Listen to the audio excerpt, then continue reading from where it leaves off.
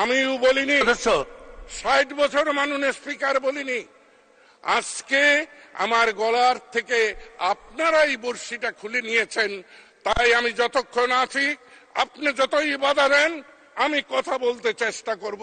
আবার আপনার আদেশ, আপনি যখন বন্ধ করে দেবেন লাল বাতি, আমি বসে পড়ব।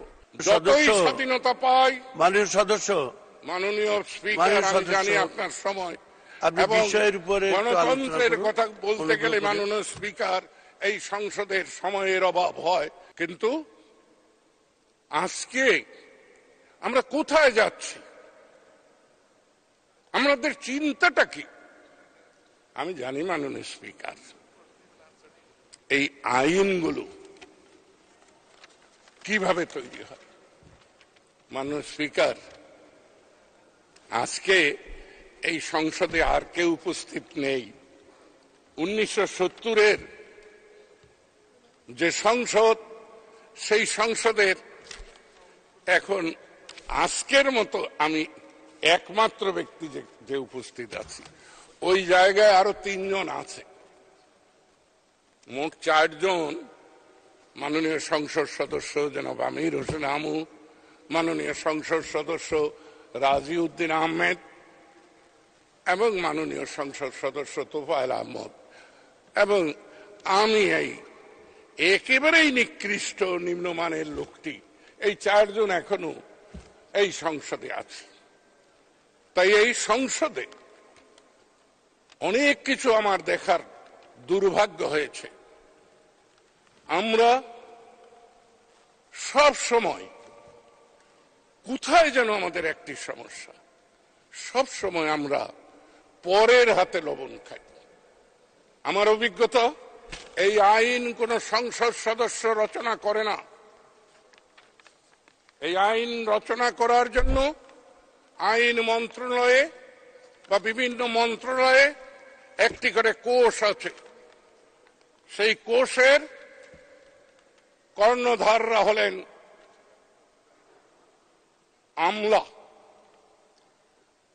সেই আমলাদের মস্তিষ্ক থেকে যে আইন প্রণয়ন হয়, সে আইন জনস্বার্থে কোনোদিন আসতে পারে না। কারণ আমাদের যে শিক্ষা ব্যবস্থা, শিক্ষা পদ্ধতি, শিক্ষার যে ধারা, শিক্ষার যে ধারণা, সেই ধারণাটি ইংরেজ কর্তৃক।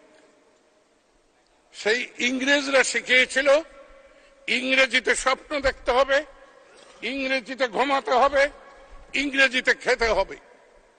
তারই ধারাবাহিকতায় 47-71 যতই স্বাধীনতা পাই। মাননীয় সদস্য, মাননীয় স্পিকার, আমি জানি আপনার সময় এবং গণতন্ত্রের কথা বলতে গেলে মাননীয় স্পিকার এই সংসদের সময়ের অভাব হয়।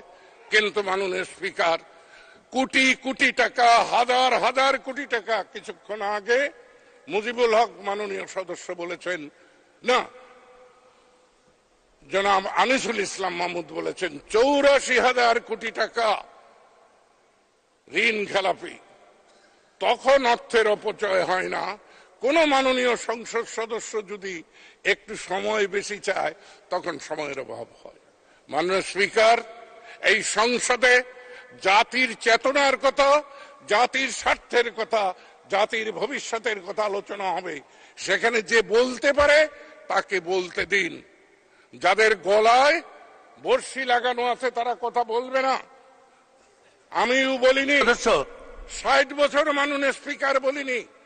আজকে আমার গলার থেকে আপনারাই বর্ষিটা খুলে নিয়েছেন। তাই আমি যতক্ষণ আছি, আপনি যতই বাধা দেন, আমি কথা বলতে চেষ্টা করব। আবার আপনার আদেশ, আপনি যখন বন্ধ করে দেবেন লাল বাতি, আমি বসে পড়ব। কিন্তু মাননীয় স্পিকার, বিনীতভাবে বলবো, আমাকে বলতে দিন। সময় নষ্ট হচ্ছে না, জাতির কত সময় নষ্ট হয়েছে।